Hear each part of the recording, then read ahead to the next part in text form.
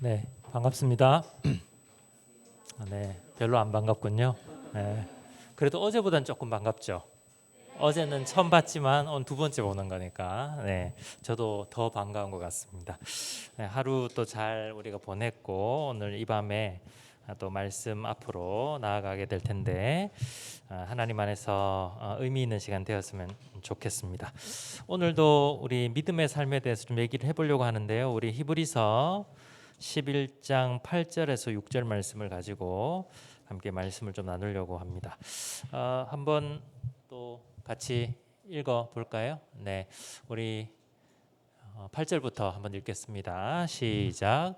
믿음으로 아브라함은 부르심을 받았을 때에 순종하고 장차 자기 몫으로 받을 땅을 향해 나갔습니다.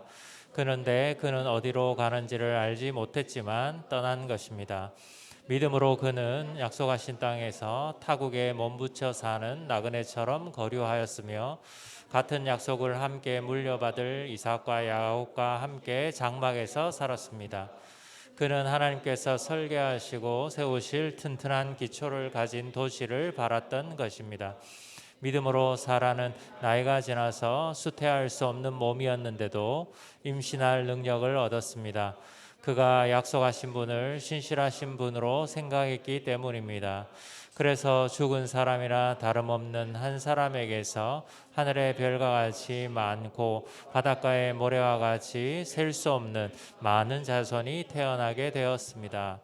이 사람들은 모두 믿음을 따라 살다가 죽었습니다. 그들은 약속하신 것을 받지는 못했지만 그것을 멀리서 바라보고 반겼으며 땅에서 말을 하는 사람들은 자기네가 고향을 찾고 있다는 것을 나타내는 것입니다. 그들이 만일 떠나온 것을 생각하고 있었더라면 돌아갈 기회가 있었을 것입니다. 그러나 사실은 그들은 더 좋은 곳을 동경하고 있었던 것입니다. 그것은 곧 하늘의 고향입니다. 그래서 하나님께서는 그들의 하나님이라고 불리는 것을 부끄러워하지 않으시고 그들을 위하여 한 도시를 마련해 두셨습니다. 아멘. 오늘은 아브라함과 사라에 대해서 아브라함과 같이 살아가는 우리 사라.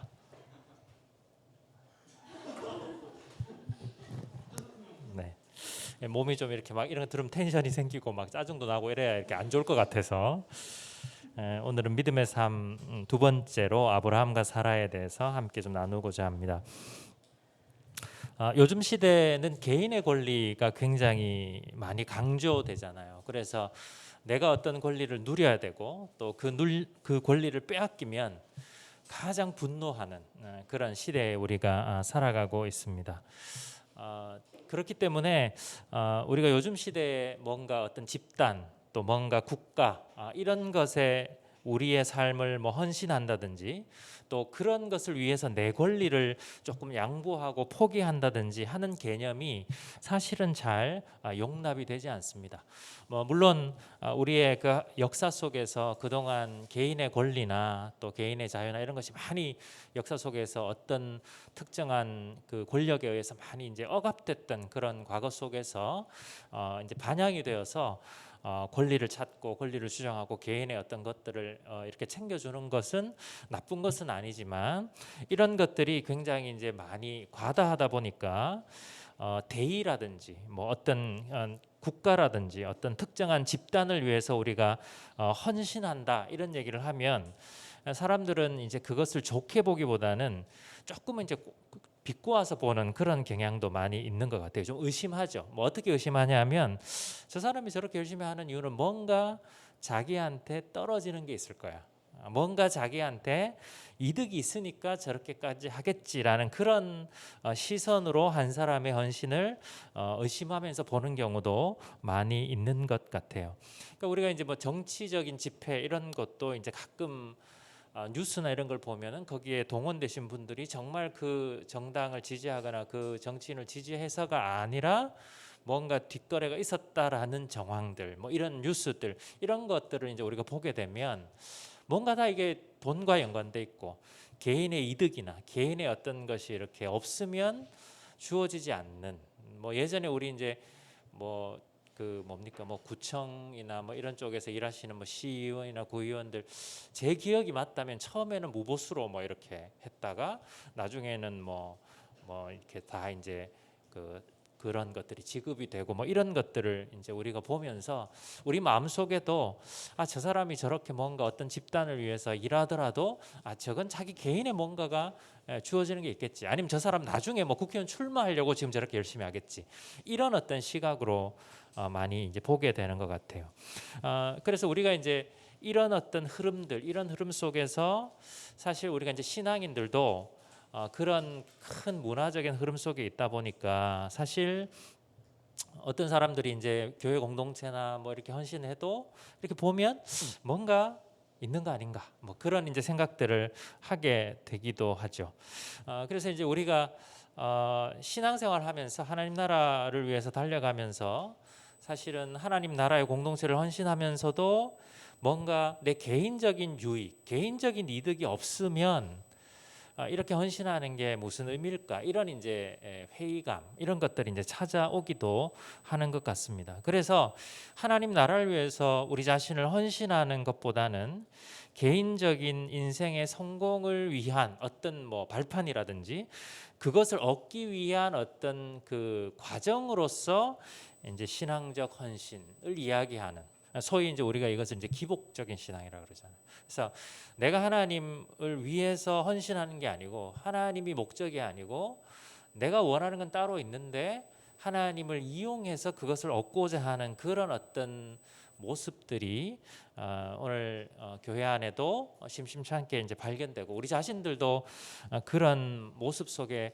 혹시 빠져 있는 것은 아닌가 좀 생각해 볼 필요는 있는 것 같습니다. 여러분 구원이 무엇입니까? 구원 10원에서 이런 모자라면 구원이잖아요. 네, 지금 여러분 네, 그렇죠. 이게 순차적으로 이렇게 이해가 되는데 네, 여러분 우리가 구원이라고 했을 때 보통 우리 이제 죽어서 천당 가는 거 뭐 이런 것들을 많이 생각하겠지만 사실은 구원의 하나의 정의 중에는 자신의 죄로 인해서 사탄의 지배를 받던 사람이 죄를 용서받고 사랑의 아들의 나라, 즉 예수 그리스도 하나님의 다스림을 받게 된 것, 그것이 사실은 구원의 하나의 정의라고 할 수 있겠죠. 죄로 인해서 과거에는 죽은 자였고 우리의 허물과 죄로 죽은 자였고 과거에는 사탄의 그런 지배 속에서 어쩔 수 없이 이 죄를 따라 살 수밖에 없었던 우리가 이제 그 죄를 예수 그리스도의 십자가의 은혜로 용서받고 하나님 그 사랑으로 다스리시는 하나님 나라의 백성이 된 것, 사실 이것이 구원에 대한 하나의 정의라고 할 수 있습니다. 마귀의 나라에서 사탄의 나라에서 하나님의 나라로 옮겨지게 되었다. 이것을 구원이라고 할 수 있겠죠. 그렇다면 우리 그리스도인들은 하나님 나라의 그 백성이 되었고 그 하나님 나라의 백성으로서 당연히 하나님의 나라를 위해서 살아가야 하는 존재, 그것이 바로 구원받은 우리 그리스도인들의 모습이라고 생각합니다. 따라서 믿음의 삶이라는 것은 하나님의 나라와 반드시 관련이 있다는 것, 우리가 기억할 필요가 있습니다. 그래서 우리의 믿음의 깊이는 하나님 나라를 위한 우리의 헌신의 깊이와 사실은 동일하다고 해도 과언이 아니죠. 우리가 얼마나 하나님의 나라를 위해서 헌신되어 있느냐 하는 것이 우리의 믿음이 얼마나 깊으냐를 보여주는 것입니다. 만일 우리의 믿음이라는 것이 이 하나님의 나라를 선포하고 그 나라를 드러내고 또 하나님의 왕되심의 그 영광을 나타내고자 하는 것을 지향하지 않는다면 우리의 믿음은 그야말로 뭘까요? 이기적인 자기 만족을 추구하는 그 도구에 지나지 않을 것입니다. 여러분, 저는 이제 가끔이래. 가끔 8월 15일 날 이제 우리 광복절이잖아요. 그 광복절 때 이제 그 일제의 탄압에서 해방된 아주 좋은 날이잖아요. 그런데 저는 그날 가장 어울리지 않는 행사라고 해야 될까요? 어울리지 않는 어떤 행위들이 일어나고 있는 걸 매년 보게 돼요. 혹시 뭔지 짐작하세요? 여러분도 혹시 거기에 있었는지 모르겠습니다. 네, 폭주족들이죠. 저는 이제 제일 마음이 아프고 제일 언밸런스하다고 느끼는 뭐냐면 그 폭주족들이 태극기를 꽂고 이렇게 막 폭주하는 거. 밤에 그 곤히 자고 있는 시민들을 깨우고 법을 어기면서 막 역주행하고 사람들을 위협하고 경찰관들과 대치하고 그러면서 그 8월 15일 날 태극기 뒤에 꼽고 헬멧도 안 쓰고 얼마나 위험하게 그렇게 하는 게 저는 그 장면들 볼 때마다 정말 언밸런스하다. 이 날은 8월 15일은 어떤 날이에요? 우리 민족이 해방된 날이잖아요. 그런데 그 날을 뭔가 의미하는 그 날에 그것을 하면서 그 폭주족들이 불법을 자행하고 굉장히 위험천만하게 뒤에 특별히 태극기라도 안 꼽았으면 좋겠어. 난 꼽고서 그렇게 막 광란의 질주를 하는 것이 가장 언밸런스한 느낌이 들더라고요. 그러니까 여러분 우리가 구원을 받았고 그리스도인이라고 말하면서 과연 우리의 믿음이 우리의 신앙이 우리 개인적인 어떤 자기 만족을 추구하는 도구에만 전락하게 된다면 우리의 신앙이 우리의 믿음이 하나님 나라라는 것을 지향하고 그것을 추구하지 않는 것이라면 우리 역시 기복주의적인 신앙, 우리 역시 세상 다른 종교가들이 그렇게 열심히 무언가를 향해서 싹싹 빌고 있는 자기의 안녕을 위해서 추구하고 있는 모습과 별로 다르지 않을 것이다. 그런 생각을 하게 됩니다. 그래서 오늘 우리는 이 본문 말씀을 통해서 아브라함과 사라의 삶에 나타난 그 믿음과 하나님 나라의 그 연관성, 그 아브라함과 사라의 믿음이 하나님의 나라와 어떻게 관련되어 있는지를 오늘 말씀을 통해서 함께 좀 나누어 보려고 합니다. 여러분 오늘 본문 8절을 한번 보시면요. 믿음으로 아브라함은 부르심을 받았을 때에 순종했다 그랬습니다. 순종하여 장래의 유업으로 받을 땅에 나아갈새 갈 바를 알지 못하고 나아갔으며 그렇게 말씀하고 있습니다. 여러분 믿음으로 아브라함은 하나님의 부르심을 받았을 때 순종했다고 그렇게 말씀하고 있죠. 순종했습니다. 하나님은 아브라함을 장래 기업으로 받을 땅, 즉 하나님의 나라로 부르셨습니다. 여러분 구약에서 이 기업 혹은 유업이라는 개념은 신약으로 오면 하나님의 나라 혹은 천국, 구원의 의미와 동일한 의미입니다. 그래서 하나님께서는 하나님의 나라로 아브라함을 부르셨고 아브라함은 그 부르심에 믿음의 순종으로 반응했던 것이죠. 그럼 믿음은 분명 순종과도 관련이 있습니다. 바울이 그 신약 성경에서 교회를 향해서 너희로 믿어 순종케 한다. 그러니까 믿음과 순종은 불가분의 관계다. 뗄래야 뗄 수 없다. 우리가 믿는다 하면서 하나님의 부르심에 순종하지 않을 수 없다. 믿음은 순종이다. 믿는다는 것은 내가 하나님의 나라를 향한 부르심에 순종할 수 있는 것이다. 우리는 과거에 순종하지 못했잖아요. 우리는 과거에 하나님을 반역했던 자들이잖아요. 그런데 우리가 믿음이 생겼다는 것은 이제 하나님을 반역하는 존재가 아니라 그의 부르심이 지상 최고의 부르심인 줄 알고 거기에 순종하는 것. 이게 이제 믿음입니다. 그래서 여러분 우리가 믿음은 단순히 지적 노름이 아니에요. 어떤 똑똑한 사람이 공부를 잘해가지고 뭔가 암기하고 정답을 맞추는 그런 개념이 아니라 믿음은 전인격적인 순종과 관련이 있다는 것. 그래서 우리가 하나님에 대해서 불순종한다는 것은 그만큼 우리의 믿음이 부족하다라는 것을 나타내는 것이죠. 자, 그런데 이 히브리서 기자의 그럼에도 불구하고 이 순종이 중요하지만 진정한 강조점 뭐냐면 아브라함이 그분의 나라를 향한 하나님의 부르심에 순종한 것 그 자체에만 있지 않아요. 히브리서 기자가 가장 강조하고 싶었던 것이 뭐냐면 아브라함이 어떻게 해요? 갈 바를 알지 못하고 나아갔다. 순종했는데 어떤 순종이냐? 갈 바를 알지 못하고 나아갔다는 거예요. 아브라함의 하나님의 나라를 향한 그 순종이 즉 불확실한 상황 속으로 뛰어드는 엄청난 모험이었다는 사실을 오늘 성경 기자는 우리에게 알려주고 있습니다. 아브라함은 그의 순종 이전에 하나님으로부터 약속의 땅에 대한 어떤 구체적인 장소와 방향을 듣지 못했다는 거예요. 내가 너를 전체 마스터 플랜을 다 이렇게 해놓고 지도를 착 펼쳐놓고 내가 너를 이렇게 인도하고 너가 이렇게 하면 뭐가 준비되어 있을 거니까 너는 이렇게 가면 될 거야라고 해주신 게 아니라 그냥 하나님의 그 부르심만 듣고 아브라함은 어디로 자기가 가게 될지 어떻게 가야 될지 거기에 뭐가 있는지 전혀 알지 못한 채 그냥 하나님의 부르심에 순종하여 갈 바를 알지 못하고 나아갔다. 불확실한 상황 속으로 뛰어드는 모험을 감행했다라는 것이죠. 그는 무작정 하나님의 부르심에 순종하여 나아갔던 것입니다. 이것이 자신이 그동안 누려왔던 그 삶의 터전, 그리고 인생의 그 기반을 다 내려놓고 나아가는 아주 위험천만한 모험이었겠죠. 여러분, 저는 그 생각할 때 오늘날 현대인들이 이제 가장 두려워하는 것 중에 하나가 뭘까 생각해 보면 미래에 대한 불확실성이 아닐까 생각해요. 미래에 대한 불확실성. 여러분, 사람들은 불확실한 여러 가지 삶의 문제들 때문에 힘들어합니다.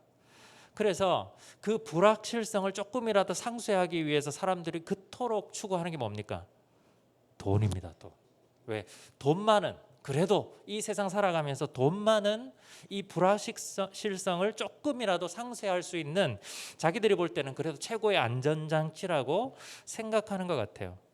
그래서 확실한 안전보장으로 많은 돈을 남기고 저축을 많이 하고, 그래서 노후에도 전혀 문제가 없을 만한 그런 돈을 엄청나게 쌓아 놓으면 그 삶의 불확실성을 이길 수 있다는 착각 속에 살아가고 있는 것 같아요. 여러분, 사실 우리도 어떻습니까? 졸업 후에 확실한 직장만 보장되어 있다면, 만약 IBF에서 리더 열심히 하면 S기업, L기업, 또 뭐가 있습니까? H기업, 그러니까 S기업에 다 들어가죠. S에 뭐 무슨 성도 들어가고 뭐 하여튼 뭐 K도 들어가고 뭐 하여튼 들어갑니다. S기업, L기업, 뭐 H기업 등등. 만약에 IBF에서 리더를 한 2년만 딱 채우면 입사시켜 준다. 그러면 여러분 어떻겠습니까? 엄청나게 부응하지 않겠어요? 딱 광고하고 뭐 입사한 사람 사진 탁 찍고 나 IBF 2년, 삼성 2년 뭐 이런 식으로 이렇게 탁탁 이렇게 붙이고 하나님 나라가 당신의 미래를 보장합니다. 뭐 이런 식으로 쫙 해서 이렇게 모 이단들이 막 하는 것처럼 막 뭐 나름 뭐 조금 이제 뭐 외모가 되는 막 대학생들 다 웃는 표정 지고 행복하게 막 해가 다 걸어 놓으면 사람들이 무지무지 몰려오지 않겠습니까? 그것만큼 확실한 부흥의 비결이 어디 있어요? 우리도 근데 그거를 은근히 말하지 않아요. 내가 뭔가 이렇게 열심히 했으면 하나님이 뭐 좀 해주시겠지 라는 그런 생각을 하고 있는지 모르겠습니다. 확실한 직장 보장만 해준다면 뭐 여러분 IBF 얼마든 헌신할 수 있죠. 지금 여기 이제 적은 무리가 계시지만 아마 많은, 여러분도 그렇겠지만 많은 친구들이 걱정할 겁니다. 이제 학기 시작이고 이제 졸업하면 나 어떡하지? 학점도 따야 되고 공부도 해야 되고 할 게 태산인데 여기 있을 시간이 없는 거예요. 여기 있을 정신이 없는 거예요. 그게 다 뭡니까? 미래에 대한 불안이죠. 미래에 대한 불확실성에서 오는 불안입니다. 불안. 그 불안이 딱 엄습하면요, 사람이 어디로 튈지 몰라요. 그러니까 사람이 공포가 탁 다가오면 굉장히 격해지고 굉장히 자기가 컨트롤이 잘 이렇게 안 되죠. 그러니까 우리의 마음속에, 현대인들 마음속에 미래가 어떻게 될지 모른다, 정말 불안하다라는 그런 이 공포가 사실은 자리 잡고 있습니다. 그리고 그나마 그것을 상쇄시켜주는 게, 은혜를 받는 게 뭡니까? 통장의 잔고를 보면서. 늘 우리는 통장의 잔고를 묵상하잖아요. 그러니까 여러분 중에 통장 잔고 얼마나 정확하게 다 알고 계시죠? 통장 번호 다 알죠? 거기에 빠져나간 거 다 알죠? 저절로 암기가 되고 묵상이 돼요. 그렇죠? 여러분 성경보다 이걸 더 많이 묵상하실걸요? 엄마가 나한테 용돈을 줬나 안 줬나, 줬는데 얼마가 남았냐, 왜 안 주냐, 그 날짜 막 보고, 날짜 딱 예를 들면 오후 2시에 늘 넣어주셨는데 30분만 지나도 막 엄마가 갑자기 왜 용돈 안 보내지 이러면서 막 안절부절. 이게 거의 이제 큐티 수준으로 이렇게 가는 거예요. 왜냐하면 불안하고 미래가 어떻게 될지 모르고. 그래서 우리가 이런 불확실성 때문에 사실은 하나님을 위해서 헌신하기를 상당히 주저해요. 여러분, 최근에 H 모 기업의 이제 회장님의 그 사모님이 돌아가셨다는 기사를 제가 봤습니다. 향년 61세인가 미국에서 암투병 하시다가 돌아가셨대. 제가 그 기사를 보는데 참 안타까우면서도, 왜냐하면 인간의 죽음은 어제도 말씀드렸지만 참 고통스럽고 누군가에게는 어려운 문제잖아요. 그런데 그 기업이 얼마나 돈이 많아요. 미국까지 가서 이제 살려보겠다고, 사모님 살려보겠다고 막 했을 거 아니에요. 근데 61세라는 비교적 굉장히 젊은 나이에 이제 생을 달리하셨잖아요. 그 많은 돈도 사실은 우리 인생의 불확실성을 제대로 해결할 수 없죠. 없어요. 그러니까 예전에 제가 들었던 예화가 아직도 기억나는데 어떤 목사님의 예화였는데 이제 S 기업에 돌아가신 그 아주 옛날 그 상업하신 분이 돌아가셔서 이제 가시기 직전에 병원에 있을 때 이 목사님이 전도할 기회가 있어서 가셨는데 물었대요. 그 목사님이 뭐 회장님 평안하십니까? 근데 그분이 한 몇십 초를 이렇게 멍하니 하더니 돌아온 질문이 평안이요? 평안이요? 나는 밤에 잠을 잘 때 밤마다 불안합니다. 뭐 유명한 우리나라의 정말 굴지의 그 기업을 처음 창업하신 분의 이야기입니다. 그러니까 우리가 단순하게 생각해서 돈이 많으면 돈을 막 쌓아놓으면 우리의 미래 불안이 다 사라질 것 같고 불확실성이 다 없어질 것 같으나 사실 인간의 역사를 가만히 보고 사람들의 삶을 생애를 이렇게 짚어보면 우리가 소위 내 미래 불확실성을 막아줄 것 같은 그런 것들이 사실은 아무런 작용도 할 수 없을 때가 더 많다는 것을 사실 우리는 금방 알 수가 있죠. 여러분 아까도 말씀드렸지만 이런 미래에 대한 불확실성이 우리가 하나님을 위해서 살고 하나님께 헌신하는데 상당히 주저하게 하죠. 우리는 때로 하나님이 우리 인생에 대한 모든 그 마스터 플랜을 우리 눈앞에 쫙 펼쳐주기를 원합니다. 하나님의 나를 향한 뜻을 다 한 번에 말씀해 주시면 우리는 충분히 순종할 수 있을 것 같아요. 이렇게 찔끔찔끔 매일 아침 큐티할 때마다 보여주시지 말고 이렇게 한 번씩 사경에 할 때마다 들려주시지 말고 그냥 한꺼번에 얘기하세요. 한꺼번에 시간 한 3시간 낼 테니까 하나님 오셔가지고 내가 앞으로 80년 90년 살 동안 내가 어떻게 살게 되고 뭘 해야 되고 어떻게 쫙 그냥 보여주시면 내가 그거 알아서 기록해놨다가 할 텐데 왜 말씀 안 해주시고 자꾸 찔끔찔끔 때로는 기도해도 안 되고 뭘 어떻게 결정해야 될지 모르겠어. 이게 그러니까 답답해 미칠 노릇이에요. 이게 그러니까 탁 속 시원하게 딱 까발려 주시면 내가 순종할 텐데라는 생각을 우리는 가지고 있는 것 같아요. 앞으로 10년 뒤에 뭐라고 언제 어떻게 죽을지 우리는 알고 싶죠. 아예 하나님이 때로는 직장도 좀 정해주시면 좋겠고 살 곳과 만날 사람 뭐 아니면 배우자도 좀 정해주셨으면 하는 그런 바람이 있는지도 모르겠습니다. 그런데 이제 이런 생각을 해보는 거예요. 만약 하나님이 진짜 그걸 다 보여주시면 우리는 순종할 수 있을까? 이런 생각을 또 하게 돼요. 만약 하나님이 가라는 그곳에 네가 10년 뒤에 거기서 살게 될까 했을 때 나는 정말 그곳에서 살고 싶을까? 네가 그 사람하고 만약 결혼하게 될 거야 라고 보여주신다면 나는 진짜 그 사람이 좋아질까? 이런 생각이 문득문득 들어오게 되는 것 같아요. 하지만 하나님이 우리에게 원하시는 믿음의 삶은요, 인생의 불확실성 속에서 하나님의 나라를 위해서 순종하는 것입니다. 그것이 하나님이 우리에게 원하시는 거예요. 앞이 캄캄하고 아무것도 확정된 것이 없을 때, 도무지 뭐가 뭔지 모르겠고 헷갈릴 때, 그때 믿음의 모험을 감행해야 될 때입니다. 오직 하나님의 약속의 말씀만을 붙들고 하나님이 인도하실 것을 믿으며 하나님이 부르신 그 걸음을 한 걸음 한 걸음 불확실하지만 안개와 같고 앞에 뭐가 있는지 모르겠지만 하나님이 나를 부르신 그 부름을 따라서 가는 것, 그 모험을 감행하는 것이 믿음이다라는 것을 아브라함을 통해서 우리에게 들려주시고 있는 것이죠. 그래서 아브라함은 하나님의 말씀의 그 약속만을 붙들고 불확실성의 상황 속으로 믿음의 모험을 감행한 것입니다. 라떼 얘기 좀 하겠습니다. 라떼. 저도 이제 20대 중반에 간사가 됐는데 그때만 해도 뭐 지금도 그렇습니다만 간사가 된다는 것, 그것이 나의 미래에 어떤 영향을 미칠지 저는 도무지 알 수 없었어요. 그리고 간사를 그렇게 오래 하게 될지도 사실 몰랐습니다. 그때 당시에는 간사에 대한 인지도가 아주 낮았죠. 그때는 IBF 간사한다 그러면 알바하는 줄 알고, 저희 어머니조차도 우영아 빨리 알바 그만두고 직장 찾아야지.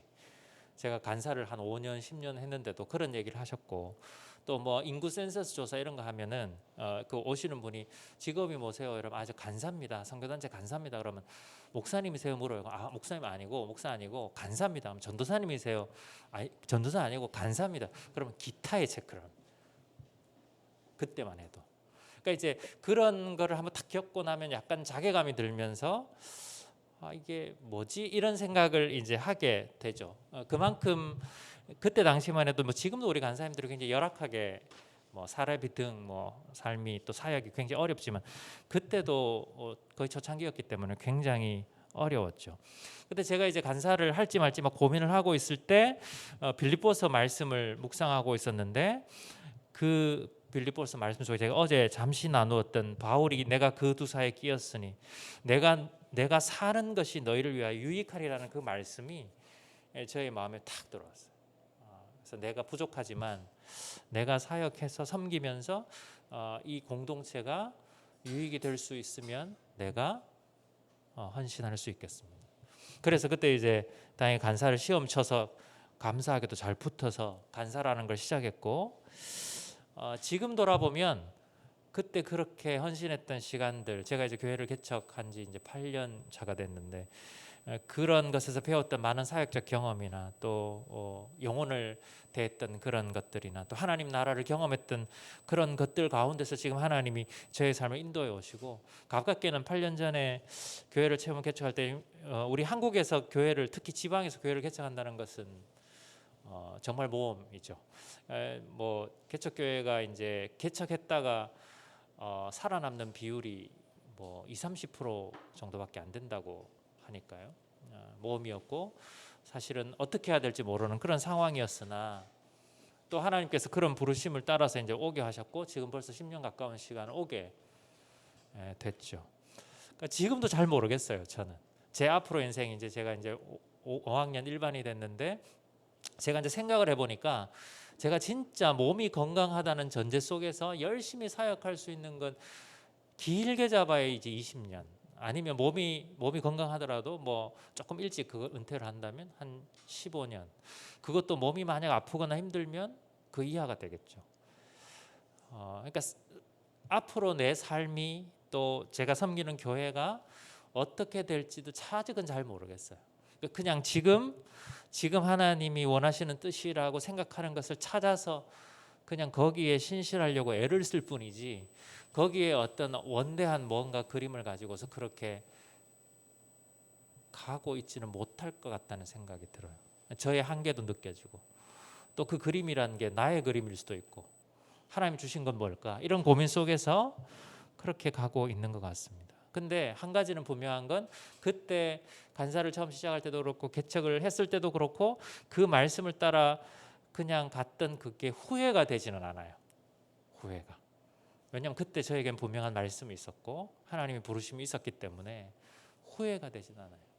왜냐하면 제가 개척을 하지 않고 다른 어떤 뭐 교회 사역이나 뭐 서울이나 이런 쪽에 또 찾아서 지원을 하고 거기에 부목사로 살아왔다면 지금 또 어떻게 될지 모르겠습니다만 그러나 지금 분명한 건 지금 그 작은 교회에서 열심히 분투하고 있지만 만만치는 않지만 후회가 되진 않아요. 하나님이 어떻게 될지 몰랐지만 하나님이 그냥 인도하시는 대로 지금도 가고 있습니다. 여러분 우리가 하나님을 믿는다는 것은 뭘까요? 확실한 뭔가 그림을 딱 보고 이렇게 가면 저렇게 될 거야 라는 삶이기보다는 사실은 우리의 삶 자체는 불확실성의 상황 속으로의 모험이에요. 사실 인생 자체가 그럴 거예요. 그렇지만 하나님을 믿고 예수 그리스도의 제자로 하나님의 나라를 위해서 살아간다는 것은 더한 불확실의 상황 속으로의 모험이라고 할 수 있을 것입니다. 예수님 당시의 제자들도 그저 예수님의 부르심에 순종하여 이것저것 생각할 겨를이 없이 무작정 예수 그리스도를 따라 나셨죠. 그것도 자신의 모든 그 성공의 기반을 버려두었습니다. 그때 베드로 같은 사람은 나름 그 어부 세계에서 잔뼈가 굵은 성공했던 사업가였죠. 그런데 예수님 부르심을 따라서 그걸 다 버려두고 예수를 쫓아갑니다. 믿음으로 아브라함은 하나님의 부르심에 갈 바를 알지 못하고 나아갔습니다. 하나님 나라를 향한 그 부르심에 인간적인 눈으로 볼 때는 전혀 길이 아닌 곳을 향하여 믿음의 발걸음을 떼었던 것이죠. 내가 너에게 지시할 땅으로 가라는 하나님의 음성에 아브라함은 무작정 길을 떠났습니다. 이것이 바로 아브라함의 믿음이었죠.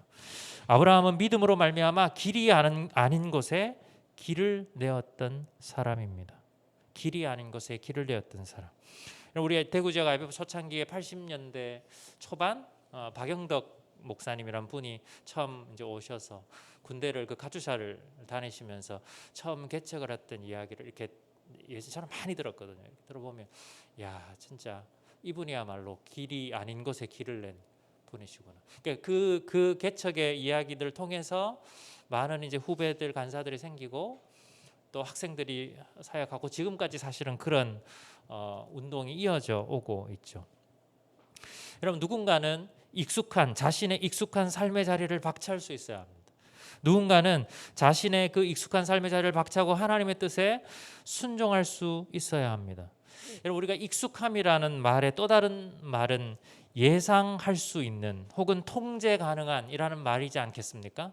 내가 익숙하다는 것은 예상이 되잖아요. 내가 어디 가면 뭐가 있고 어디 가면 불을 켜는 곳은 저기 있어. 그래서 캄캄한 집에 들어와도 안 무서워요. 왜냐하면 내가 불 켜는 곳이 있으니까 헤매지 않습니다. 넘어지지 않습니다.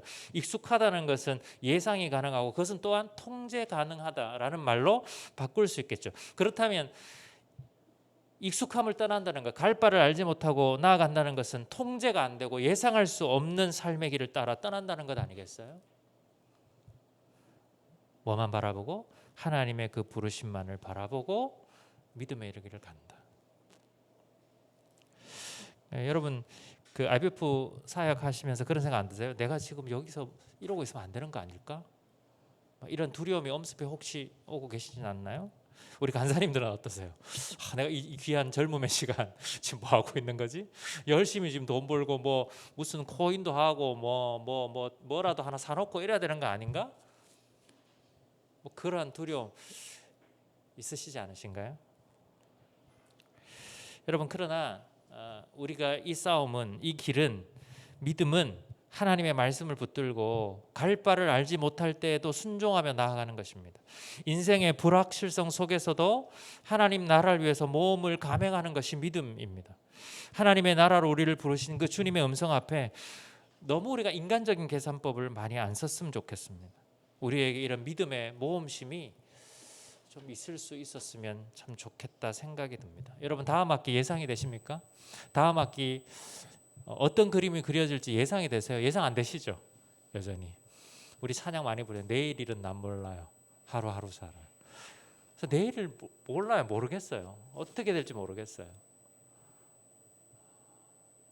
우리가 지금 이러고 있지만 내일 우리가 어떤 일을 당할지, 내 삶이 10년 뒤에 어떤 모습일지 아무도 모르겠어요. 그러나 확실한 거 하나는 하나님은 선하시고 그 선하신 하나님은 우리의 삶을 인도하시기를 원하신다는 것. 우리가 그 선하신 하나님의 음성을 신뢰하고 한 발자국 한 발자국 걸어가기만 하면 하나님은 우리를 하나님 나라의 아름다운 곳으로 인도해 가실 것이라는 그 믿음, 그가 하나로 가는 겁니다. 저는 여러분이 캠퍼스에서 이거를 저는 배워야 된다고 생각해요. 여러분이 4년 5년 동안 캠퍼스에 있으면서 작은 삶의 현장 속에서 때로는 그 결정이 어리석게 보이기도 하고 때로는 그런 결단이 남들이 잘 알아주지 않는 길일 수 있지만 만약 여러분이 말씀을 읽고 기도하면서 이렇게 살아가는 게 하나님 뜻이 맞다고 생각하면 혹은 그 길을 누구도 아무도 안 걸었다면 더 하나님 뜻이라면 그 길을 향해서 이렇게 뚜벅뚜벅 걸어갈 수 있다면 저는 적어도 후회 없는 인생은 되지 않을까라는 생각을 하게 됩니다. 지금부터 캠퍼스 안에서 그런 음성을 듣고 갈 바를 알지 못하고 나아가는 믿음의 모험을 한 발자국씩 걸어 보았으면 좋겠습니다. 자, 오늘 본문 9절 10절을 한번 또 보겠습니다. 9절 10절 믿음으로 그가 이방의 땅에 있는 것 같이 약속의 땅에 거류하여 동일한 약속을 유업으로 함께 받은 이삭민 야곱과 더불어 장막에 거하였고 이는 그가 하나님이 계획하시고 지으실 터가 있는 성을 바랐음이라 그렇게 말씀합니다. 방금 읽은 본문은 아브라함이 하나님의 약속하신 땅에 거하였다고 기록하고 있는데요. 근데 특이한 건 뭡니까? 아브라함이 하나님이 약속하신 땅에 도착하여 살았음에도 불구하고 뭐처럼 살았대요? 외국인과 나그네처럼 살았다는 거예요. 아브라함이 그 땅에 들어가서 그 약속하신 기업을 받았을 때에도 그 땅이 즉시 아브라함의 소유가 된 것이 아니었다는 거예요. 왜냐하면 아브라함은 그 땅을 실제로 소유한 것이 아니라 단지 약속으로만 소유했다는 거죠. 그래서 그 땅에 이미 존재하고 있었던 자들은 성에서 살았지만 아브라함과 그의 아들들과 손자들은 장막에 거하였다. 즉 일정한 거주지가 없었다는 것입니다. 사실 아브라함이 처한 상황은 그야말로 황당과 당황이 교차하는 상황이죠.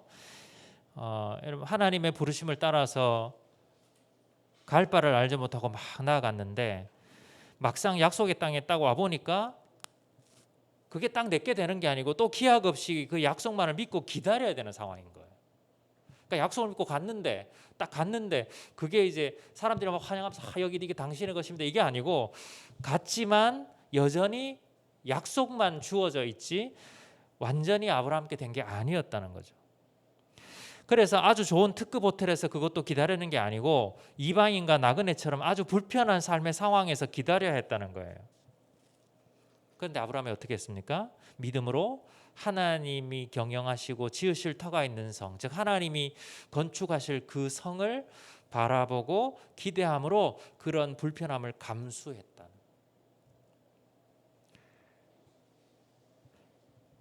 그래서 이것이 13절과 16절에서 해석되고 있습니다. 그래서 이 사람들은 다 믿음을 따라 죽었으며 약속을 받지 못하였을 때 그것들을 멀리서 보고 환영하며 또 땅에서는 외국인과 나그네임을 증언하였으니 그들이 이같이 말하는 것은 자기들이 본향 찾는 자임을 나타내미라. 그들이 나온 바 본향을 생각하였더라면 돌아갈 기회가 있었으려니와 그들이 이제는 더 나은 본향을 사모하니 곧 하늘에 있는 것이라. 이러므로 하나님이 그들의 하나님이라 일컬음 받으심을 부끄러워하지 아니하시고 그들을 위하여 한 성을 예비하셨느니라. 그 더 나은 하나님의 주실 그 기업을 바라보면서 지금의 불편함을 감수하고 있었다는 것이죠. 여러분, 히브리서 기자는 아브라함이 하늘에 있는 완전한 하나님의 나라를 사모했기 때문에 이 땅에서 외국인과 나그네로 살아갈 수 있었다고 말씀합니다.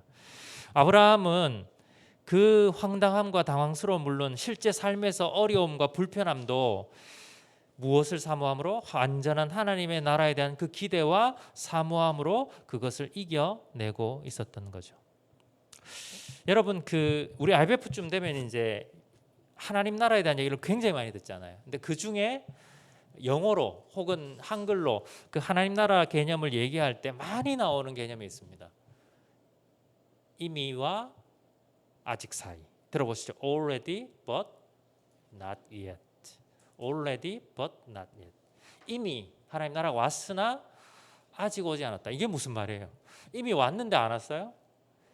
이미 왔죠. 예수 그리스도께서 하나님 나라가 가까웠다라고 선언하셨으나 완전한 하나님의 나라가 아직 온 것은 아니죠. 그래서 우리는 이미 온 하나님의 나라와 완전히 임할 하나님 나라 사이에서 사는 거잖아요. 여러분, 이런 얘기 들어보셨죠? 이거 되게 중요한 개념이에요. 중요한 개념이면서 이거를 근데 사람들이 잘 적용을 안 해요. 그래서 어떻게 하냐면 자꾸 하나님한테 완전한 하나님 나라를 이렇게 자꾸 요구해요. 그 말은 뭐예요? 지금 내가 하나님 나라를 위해서 살아가고 있는 이 삶의 어려움과 불편함을 잘 우리가 스스로 수용을 못하고 있는. 여러분, 우리가 신앙생활 하면서 하나님 나라가 이미 임했습니다. 우린 예수 그리스도를 믿음으로 하나님 나라에 들어갔죠. 그러나 지금 여전히 이 세상은 전투 중이고 이 세상은 영적인 싸움 중이고 사탄과 마귀는 여전히 패배했음에도 불구하고 패잔병이지만 여전히 우리의 믿음을 건드리고 우리가 믿음대로 살지 못하게 하잖아요. 근데 하나님 나라가 올 것입니다. 그런데 그 하나님 나라를 뭐하고 있어요? 기다리면서 바라보면서 지금 이 땅에서 우리의 삶을 살아가고 있는 게 지금 우리의 현 주소입니다. 그래서 우리가 때로는 기도 가운데 말씀 가운데 특별한 하나님의 은혜를 경험해서 혹은 수련회 가서 정말 그런 천국을 경험하면서 하나님이 이미 우리에게 허락하신 것들을 누릴 때도 있지만 그러나 여전히 우리는 아직 죄악된 세상에 발을 디디고 살고 있고 완전히 임하실 하나님의 나라를 기다리고 있는 자들, 여기에 우리의 어려움이 다 있는 거예요. 여기에 우리 어려움. 그래서 어떤 사람은 자꾸만 삶이 너무 힘들고 어려우니까 이미 임한 하나님의 나라도 자꾸 까먹고 자꾸 안 받아들이고 그냥 하나님이 안 계신가 이러지만 그게 아니라 이미 하나님 나라는 임했습니다. 그러나 완전히 임하실 하나님은 아직 하나님 나라는 아직 임하지 않았어요. 그래서 우리가 그 나라를 소망하면서 지금 그 중간기의 삶을 살아가고 있는 그 삶, 그게 지금 우리의 삶이죠. 그래서 우리가 지금 이 땅에서 어떻습니까? 매우 불편하고 어려운 삶을 살아가고 있는 거죠. 매우 불편하고 어려운 삶을 살아가고, 마치 그 일제 시대의 독립투사들처럼. 여러분 거기에 왜 암살인가요? 암살이라는 영화에 그 일본 이정재 씨가 주연했던 그 막 뒤에 이제 심판을 가서 그 죽기 전에 왜 배신했어? 이러니까 그 대사가 뭡니까? 우리나라가 독립될 줄 몰랐어, 이렇게 얘기합니다. 그러니까 36년이라는 긴 시간 동안, 한 세대가 바뀌는 그 긴 시간 동안 일제 치하에 있으니까 사람들이, 거기서 태어났던 사람도 있을 거 아니에요. 그러니까 났는데 이미 일제 치하야. 그러니까 그 긴 시간 동안 그 가진 어려움을 다 겪은 사람들이 정말 독립이 될 수 있을까? 정말 우리나라가 독립될 수 있을까? 그래서 많은 사람들이 타협하죠. 그런 사람들, 이정재 씨가 열연했던 그런 많은 배신자들, 그때 그들의 마음속에 뭐가 있어요? 독립될 것 같지 않았던 거예요. 우리나라가 다시 독립될 것 같지 않았어요. 여러분, 그런데 우리의 정서에 뭐가 있어요? 하나님 나라가 정말 올까? 정말 하나님 나라가 임할까? 우리가 지금 이렇게 살아가고 있는데 정말 천국이 있을까? 하나님 정말 예수님 다시 오실까? 이러다 우리만 바보 되는 거 아니야? 라는 마음이 우리를 굉장히 낙심하게 만들죠. 어때요? 여러분이 캠퍼스에서 이렇게 계란으로 달걀로 바위를 치는 것 같은 이 싸움을 할 때 그런 생각 안 들어요? 언제 캠퍼스 복음화 되냐? 언제 하나님 나라가 임하냐? 언제 주님이 오시냐? 이거 우리만 바보 되는 거 아니야? 우리만 지금 이상하게 지금 여기서 적응 못하고 살아가고 있는 거 아니야? 이런 생각이 드는 거죠.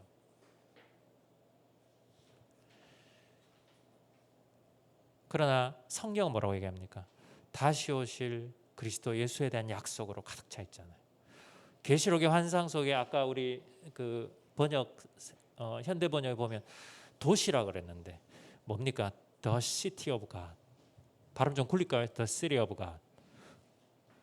하나님의 도성, 하나님의 도시가 처음 그 에덴 동산이 아니라 뭔가 완전히 새로워진 하나님이 통치하시고 다스리시는 하나님의 시티가 임할 것에 대한 그 환상의 요한계시록 후반부에 이렇게 가득하잖아요.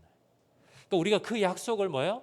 지금 바라보고 있기 때문에, 그 약속을 믿기 때문에, 그래 예수님 다시 오신다. 예수님 다시 오셔서 이 죄악된 세상을 심판하시고 하나님의 나라로 완전히 새롭게 하실 거다. 죄가 없는 세상, 눈물도 없는 세상, 전쟁과 고통과 가난도 없는 세상을 예수님이 이 땅 가운데 임하게 하실 것이라는 그 약속을 바라보면서 지금 내가 이 땅에서 겪는 그리스도인이기에 또 이미 온 하나님 나라의 백성이기에 겪는 그 모든 어려움들을 감내하면서 지금 우리의 삶을 살아가고 있는 거죠.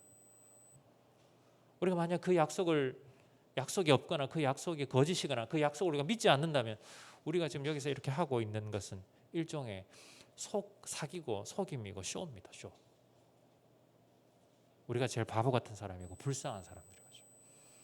여기에 그 약속을 믿고 바라보는, 결국은 하나님 나라가 임할 것이라는, 거기에 그 완전한 하나님 나라의 퍼즐에 내가 한 부분을 지금 그 퍼즐을 맞추고 있는 삶이라는 것을 우리가 믿을 때, 비록 내가 그 퍼즐의 큰 그림은 다 내가 몰라도, 그러나 언젠가 그 하나님 나라의 퍼즐이 맞춰질 것을 믿고 바라보면서 그 퍼즐의 한 조각이라도 내가 거기에 맞추어내고 싶은 삶, 그게 지금 우리의 삶이에요. 그러니까 지금 여러분들이 캠퍼스에서 이렇게 사역하고 섬기는 이 퍼즐은 비록 우리 큰 퍼즐은 아닐 수 있고요. 뭔가 그림의 중심에 있는 퍼즐은 아닐 수도 있어요. 그러나 여러분 퍼즐 맞춰보신 분 아시겠지만 퍼즐에 하나라도 안 맞으면 그 퍼즐은 완성이 안 됩니다. 그 퍼즐 하나를 우리가 지금 맞추기 위해서 하나님이 나에게 주신 이 땅, 지금 현재 이 삶의 소명, 부르신 그 자리에서 우리가 그 약속을 바라보면서 이 불편함을 감내하면서 그날에서 가는 거예요. 그게 뭐예요? 그게 믿음이죠. 근데 그것이 어떤 채색일지 나는 몰라요. 그건 누구만 알아요? 하나님만 아세요. 그림을 딱 그릴 때 그 터치 하나가 뭔지, 그 터치되는 붓은 몰라요. 그죠? 그렇지만 그 작가는 전체를 보면서 그 마지막 터치 하나가 딱 중요하듯이 내가 거기에 어떤 색깔, 그게 나뭇잎일지 가지일지 뿌리일지 거기 벌레일지 아니면 해일지 달일지 구름 한 조각일지 몰라요. 그러나 하나님은 다 아시고 내가 구름 한 조각으로 부름받았는지 그 그림에 나뭇잎으로 부름받았는지 모르지만 중요한 것은 내가 최선을 다해 지금 그 작품의 한 켠을 담당하고 그 삶을 신실하게 살아내서 퍼즐을 완성시키는 삶이어야 한다는 거죠. 멋지지 않습니까? 나중에 이제 하나님 나라가 다 열립니다. 그러니까 하나님 나라가 임하고 다 이제 펼쳐져요. 그러면 그때 뭐가 다 이해가 됩니다. 아, 내가 왜 이런 삶을 살았고, 아, 내가 2022년도에 왜 그때 IMF에서 그렇게 생고생했고, 내가 왜 몇 살까지 살아서 이런 결정을 했고, 왜 그때 이렇게 살았을까가 이게 퍼즐 조각이 쫙 맞춰지는 것처럼 쫙 펼쳐집니다. 아, 그래서 내가 그때 거기서 그렇게 했고 누구를 만났고 그런 결정을 했고 내가 이렇게 해서 왔구나. 내가 이렇게 결정해서 했기 때문에 이런 그림이 펼쳐졌고 이렇게 왔구나. 하나님이 나를 삶을 이렇게 사용하셨구나. 이게 이제 하나님 나라가 되면 쫙 펼쳐져요. 그때 우리는 다 하이파이브를 할 겁니다. 야, 네가 그때 그래가지고 그랬구나. 아, 이제 알았어. 네가 왜 그런 결정을 했는지 이제 보여. 다 하이파이브 하면서. 네, 저만 소망이 되는 것 같고 여러분들은 별로 퍼즐에 관심 없는데 뭐 이런 느낌인데, 그러니까 지금은 뭐예요? 지금은 그냥 그 약속밖에 없어요. 다시 오실 거다. 하나님이 이 세상을 오셔서 심판하실 거고, 우리를 그 하나님 나라의 아름다운 그런 제사장으로 세워주실 것이다라는 그 약속밖에 없어요. 결국 지금은 악이 득세하고 너무나 악이 다 잘 되는 것 같지만 결국 하나님이 승리하실 것은 그 약속밖에 없어요. 그리고 우리를 그 아름다운 기업으로 들어가게 하실 거라는 약속밖에 없어요. 그 약속을 믿고 지금 already but not yet의 삶을 살아가는 것이죠. 필립 얀시는 이것을 이제 우리가 토요일의 삶이다 그렇게 표현했어요. 주일 아침 부활 전에 토요일의 삶, 그 부활을 기대하고 소망하며 우리가 지금 살아가는 이 토요일의 삶이다 그렇게 얘기를 했습니다. 멋지지 않습니까, 여러분? 우리의 삶이 지금 되게 불편하고 지금 우리가 그리스도인으로 살아가고 하는 게 참 세상을 향해서 이 맞짱을 뜨는 게 참 어렵고 힘들죠. 또 예수님을 닮아가기로 결단하고 구도자의 삶을 그 하나님 나라를 위해서 살아가는 게 참 힘들죠. 근데 그게 지금 우리의 삶의 현 주소예요. 하나님 나라는 이미 왔지만 완성된 하나님 나라가 아직 온 것이 아니기 때문에 우리는 그런 하나님의 나라에, 완전한 하나님의 나라에 대한 기대와 소망 때문에 현재 이 땅에서의 고난, 불편함도 감내할 수 있는 것이죠. 우리에게는 하나님 나라의 영원한 성이 있습니다. 본향이 있습니다. 그래서 이 땅에서는 힘이 들고 불편한 삶이지만 영원한 본향인 하나님 나라 천국에서 우리는 쉬게 될 것이고 영광스럽게 될 것입니다. 그래서 하나님께서 이 일을 위해서 보증으로 성령을 우리에게 보내주셨죠. 하나님께서 성령께서 어떻게 합니까? 우리 혼자 이 사역을 하는 게 힘들다는 걸 아시고 안 된다는 걸 아시고 성령을 보내주셨잖아요. 성령께서 도우시잖아요. 성령께서 그것도 어디에 오셨어요? 우리 안에, 내 마음 속에, 내 영혼 속에 성령께서, 우리가 예수 그리스도를 믿음으로 바라볼 때 성령이 우리 속에 임하셔서 그 성령과 함께 그 성령의 이끄심을 따라 성령과 동역하며 우리는 그것을 성령의 충만이라고 말하죠. 그 성령께서 우리 속에 충만히 우리를 이끄시고 다스림을 따라서 우리가 순종해 갈 때 성령 충만이 일어나고 그 성령 충만을 따라 우리가 지금 이 어려운 하나님 나라의 일을 감당할 수 있는 힘이 그 성령으로부터 나옵니다. 그러니까 성령이 오심도 복음이에요, 여러분. 제가 어제도 얘기했지만 복음은 단순히 예수님 십자가 죽으셨다, 부활하셨다, 그게 복음의 핵심은 맞지만 복음은 하나님이 태초에 천지를 창조하셨다부터 성령을 보내주시고 다시 오실 것이다까지 다 복음입니다. 다. 성령이 지금 이 시대에 우리 속에 계시지 않으면 우리는 이 사역을 할 수가 없어요. 벌써 옛날에 다 나가 떨어졌을 거예요. 성령께서 이 일을 견인하시고 도우시기 위해서 지금 와 계신 거예요. 지금 여러분 심령 속에, 우리 속에 성령께서 계시고 여러분들이 캠퍼스에서 그래서 뭘 구해야 됩니까? 성령의 충만을 구해야 돼요.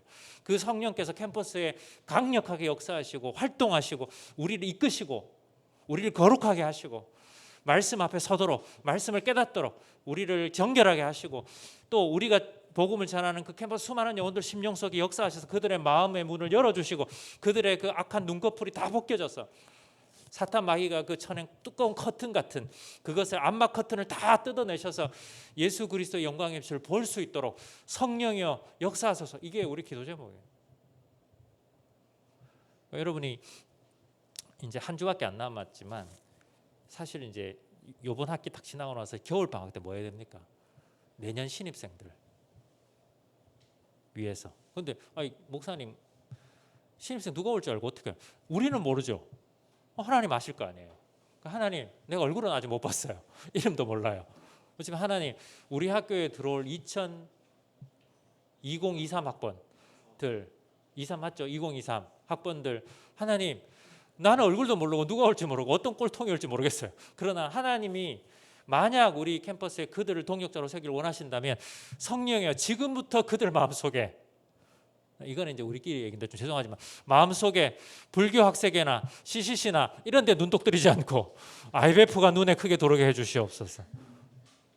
하나님, 우리가 이 캠퍼스 하나님 나라 운동이 이 가치가 너무 중요하고 이 약속이 너무 중요한데 성령이여, 나는 얼굴도 모르지만 누군지 모르지만 하나님, 우리와 함께 이 운동을 할 사람이 있다면 이미 그들의 마음에 하나님께서 말씀해 주시고 역사해 주십시오. 그거 이제 기도해야 돼요.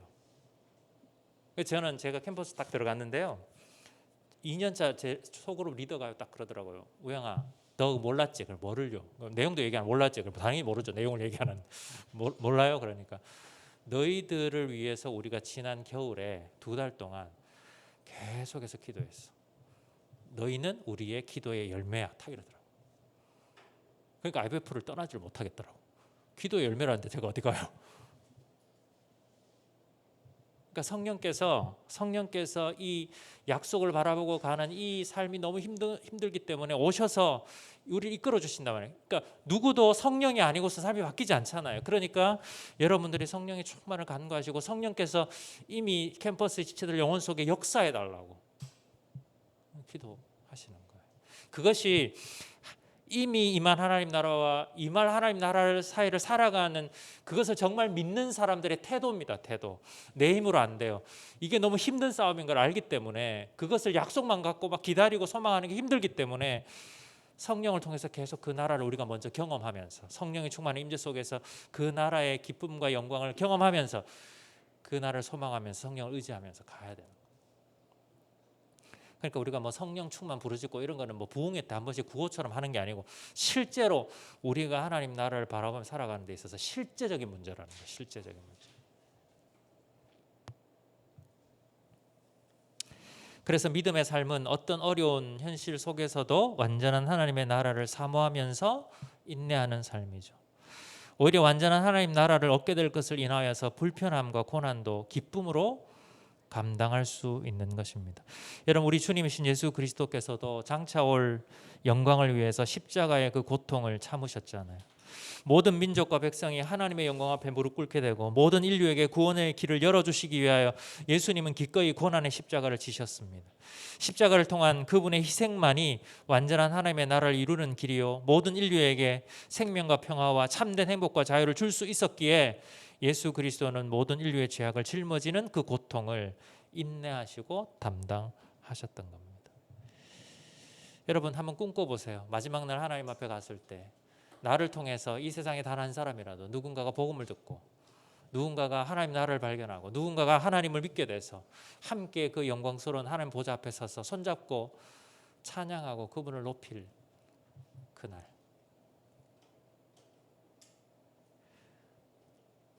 그 영광스러운 날을 기억하면서 오늘 내가 캠퍼스에서 내 삶의 현장에서 힘들고 어렵지만 버텨내고, 어제 내가 말씀드린 것처럼 그 삶처럼 모든 사람이 잘못된 길에 있음을 경고하면서 참된 하나님 나라가 있음을 선포하면서, 사실 캠퍼스에서 우리가 존재하는 그 자체가 뭡니까? 다른 나라가 있다는 것을 보여주는 것이거든요. 그래서 단순히 숫자의 문제가 아니라 여러분이 캠퍼스에서 굳건하게 믿음으로 서 있어 주는 것 자체가 사람들에게 메시지가 될 수 있다는 것이죠. 왜요? 우리는 하나님의 임재의 이유니까요. 우리는 하나님의 임재의 장소니까요. 그래서 여러분이 없으면 그 캠퍼스에는 하나님의 임재의 장소가 없는 거잖아요. 예전에 그 대가대 어떤 그 사매 선교사님이 그 간증을 하시더라고요. 저 멀리서 이제 하시는데, 그래서 이제 나와서 그 이제 IBF 사역할 때 모셔가지고 선교 LGM 이런 걸 하면서 강의를 부탁했는데 그분이 첫 마디가 뭐냐면 그 지역은 오늘 제가 비행기를 타고 나옴으로써 그리스도인이 한 명도 없는 땅이 되었습니다. 딱 이러더라고. 그 선교사님이 그 땅 유일한 그리스도인. 내가 떠나오면서 그 땅 그리스도인이 한 명도 없는 땅이 되었다. 여러분, 여러분은 축복의 통로잖아요. 복의 통로잖아요. 그러니까 여러분이 있는 것이 여러분 캠퍼스에게는 되게 중요합니다. 캠퍼스 하기 힘들고 어렵지만 여러분이 그 캠퍼스를 떠날 생각을 하거나 포기할 생각을 할 필요가 없어요. 여러분이 거기에 있는 게 참 중요해요. 그 자체가. 여러분이 그래서 거기서 아침마다 그 캠퍼스 현장을 놓고 기도하는 거, 그 약속을 바라보면서 주님 이 캠퍼스의 영혼들 속에 하나님 나라의 꿈과 비전이 회복되기를 원합니다라고 기도하고 또 여러분이 함께 모여서 하나님을 예배하고 찬양하고 말씀을 나누는 그 자체가 굉장히 중요한 의미가 있어요. 우리는 잘 모를 수 있지만 굉장한 의미가 있습니다. 그러니까 그리스도인들이 존재한다는 자체가 굉장히 중요한 거예요. 그러니까 여러분들이 스스로를 생각할 때 아무것도 안 하는 것 같은 게 같지만 아무것도 안 하는 게 아니에요. 그 존재 자체가 우리는 이미 복의 통로로 부름받았기 때문에. 그래서 여러분 단지 거기서 그냥 직무유기하고만 있지 않으면 돼요.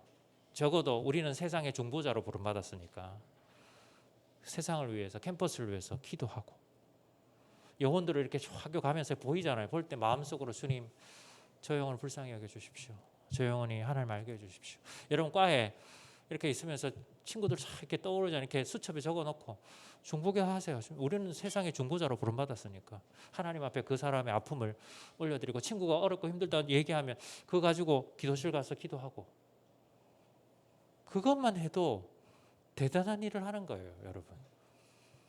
그러니까 우리의 이 캠퍼스에서 학생운동이라는가 하나님 나라 운동이 딴 게 아니에요, 여러분. 세상에 하나님 부름받은 영적 제사장으로서 그들의 아픔을 하나님께 올려드리고 하나님의 뜻을 그들에게 나누는 것. 그게 우리가 할 일인. 그걸 위해서 우리가 존재하는 거예요. 사실은. 그래서 그런 그 중간자적인 역할을 하는 것이 참 어렵잖아요. 그러나 그 약속이 이루어질 것을 바라보면서 그 고통과 어려움을 감내하는 것. 여러분 우리는 이 땅에 보통의 사람들이 볼 수 없는 하나님 나라를 볼 수 있는 사람들입니다. 우리는 하나님 나라의 백성으로 이 땅을 살아가고 있습니다. 우리의 정체성이에요. 우리는 그냥 우리가 아니라 하나님 나라의 백성입니다. 하나님 나라를 대표하는 사람들, 그리고 이 세상 왕과 다른 왕의 명령을 따라 살아가는 사람들. 그러니까 방향이 다르죠. 명령체계가 다른 거예요. 그래서 외국인과 나그네처럼 살아갈 수밖에 없는 거죠. 그래서 불편하고 힘들고 왠지 사람들과 이 세상과 잘 맞지 않을 수 있습니다. 하나님 나라의 가치관과 이 세상의 타락한 가치관이 안 맞기 때문이죠. 우리가 이 세상의 타락한 가치관과 맞지 않아서 불편하고 힘들지만 우리는 오히려 기대와 소망을 가지고 살아가야 될 필요가 있습니다. 왜요? 완전한 하나님 나라가 언젠가 임하실 것이고 우리는 그 약속을 믿고 있기 때문에. 여러분 가만히 보시면 세상 사람들도요. 이 땅에서 크고 좋은 집 마련하기 위해서 어떻게 합니까? 돈 절약합니다. 불편함을 감수하잖아요. 택시 탈 거 버스 타고 버스 탈 거 걸어 다닙니다. 먹고 싶은 거 참습니다. 자고 싶은 때 자지 않고 일합니다. 사람들이 그렇게 하는 이유가 이 세상에서 크고 좋은 자기 집을 가질 수 있다는 소망 때문 아니에요? 그런데 여러분 우리는 그리스도인들이고 우리는 이미 하나님 나라의 그 완전한 하나님 나라가 이미 준비되어 있는 사람들입니다. 그저 이 세상에서 하나님 나라를 위해서 살고 그 나라를 기대하고 인내하기만 하면 됩니다. 비록 이 세상에서 하나님 나라의 백성으로 사는 것이 조금 힘들고 어려운 것이 사실이지만 완전한 천국을 소유하는 것과 비교할 수 있겠습니까? 여러분 저는 우리에게 하나님 나라를 위한 불편함과 고난의 흔적이 있었으면 좋겠어요. 이 땅에서 나그네로 살아서 비록 옷은 다 헤어지고 부유하진 않지만 그래서 세상 사람들은 우리를 조롱하고 부끄러워할 수 있지만 또 실제로 우리의 가족이나 친구들로부터 부끄러움의 대상으로 지켜 외면당할지도 모르겠지만 그러나 기억하십시오. 오늘 말씀 어떤 말씀입니까? 하나님은 우리를 부끄러워하지 아니하신다. 하나님은 우리를 부끄러워하지 아니하신다. 그들이 이제는 더 나은 본향을 사모하니 곧 하늘에 있는 것이라. 이러므로 하나님이 그들의 하나님이라 일컬음을 받으심을 부끄러워하지 아니하시고 그들을 위하여 한 성을 예비하셨다. 여러분, 우리 친구들은 우리를 부끄러워할 수 있어요. 그러나 하나님은 우리를 부끄러워하지 아니하신다. 그래서 우리를 위해서 한 성을 예배하신다. 우리를 위한 하나님 나라를 준비하고 계신다. 여러분, 요즘은 편한 거를 참 많이 추구하잖아요. 어제 이제 뭐 그때 1시간 왔다고. 저는 그 지체 참 칭찬해주고 싶어요. 여러분, 우리가 여기까지 오고 캠퍼스에서 막 모임하러 가고 뭐 아침에 뭐 요즘 어떤지 모르겠어요. 뭐 DPM을 한다든지 뭐 이렇게 모임을 하고 수련을 하고 불편하죠. 근데 불편 좀 합시다. 하나님 나라를 위해서 불편 좀 합시다. 우리가 너무 쉽게 신앙생활하고 쉽게 하나님 나라 운동하려고 하지 말고 좀 불편하게 삽시다. 하나님 나라를 위해서 그렇게 살아보면 어떻습니까? 우리가 이 땅에 나그네니까, 이 땅이 아직 우리 집이 아니니까, 하나님 나라가 임할 거니까, 그 나라를 소망하니까 나는 아직 여기서 내가 편안히 쉴 수 없어. 나는 편안히 쉴 곳이 따로 있어. 그러니까 불편한 게 당연한 거야. 힘든 게 당연한 거야. 그러니까 지금 내가 캠퍼스에서 사역할 때 잠도 좀 못 잘 수 있고 용돈이 부족할 수 있고 여러 가지 뭐 사역하다 보면 관계 속에 어려움도 있을 수 있어. 그 불편함을 받아들이십시다. 하나님 나라를 위해서. 다 편하면 하나님 나라가 진행되지 않잖아요. 그러니까 우리가 그렇게 불편하게 사는 거예요. 왜? 우리는 나그네니까. 자, 마지막으로 시간을 맞추는 게 제일 어렵네요. 짧게 할수록 은혜가 되는데, 그죠? 네. 자, 마지막으로 오늘 본문 11절 12절을 한번 보시겠습니다. 믿음으로 사라 자신도 나이가 많아 단산하였으나 잉태할 수 있는 힘을 얻었으니 이는 약속하신 이를 미쁘신 줄 알미라. 그러므로 죽은 자와 같은 한 사람으로 말미암아 하늘의 허다한 별과 또 해변의 무수한 모래와 같이 많은 후손이 생육하였느니라. 이렇게 말씀하죠. 하나님은 아브라함에게 그 자손이 하늘의 별과 같이 또 바다의 모래와 같이 번성할 것이라고 약속하셨죠. 그것을 통해서 아브라함이 복의 근원이 되게 하시겠다고 약속하셨습니다. 그러나 그 약속이 성취되기 시작한 것은 인간의 상식으로는 도저히 불가능한 상황에서였어요. 본문의 말씀처럼 사라는 잉태할 수 없는, 임신할 수 없는 그런 나이였지만 믿음으로 수태할 수 있는, 임신을 할 수 있는 힘을 얻었습니다. 그 이유가요, 아브라함과 사라가 하나님의 미쁘심, 하나님의 신실하심을 알고 신뢰했기 때문이라고 말씀하고 있습니다. 여러분, 우리가 하고 있는 이 하나님 나라 사역은 인간적으로 보면 사실 불가능해요. 가능하지 않습니다. 우리의 육체적 한계, 우리의 시간의 한계. 여러분, 4년 5년 한다고 캠퍼스가 하나님 나라가 될까요? 될 수도 있겠지만 쉽지 않습니다. 우리는 또 체력적으로 한계가 있잖아요. 그러니까 하루 24시간을 풀로 뭔가를 할 수가 없어요. 또 우리에게 뭐가 있으면 기질의 한계가 있죠. 기질의 한계. 어떤 사람은 막 할 수 있지만 어떤 사람은 겁이 참 많아요. 그래서 뭐 하나 하려고 해도 또 생각하고 또 생각해요.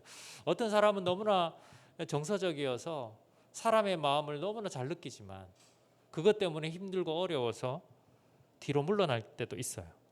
물질의 한계가 있습니다. 우리 다 돈이 없죠. 가난해요. 참 IMF는 이상하게 가난한 사람들이 많이 들어오는 것 같더라고요. 예전부터.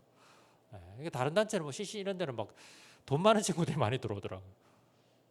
근거 없는 얘기입니다만 물질의 한계가 있습니다. 관계와 경험의 한계가 있습니다. 또 숫자의 한계가 있죠.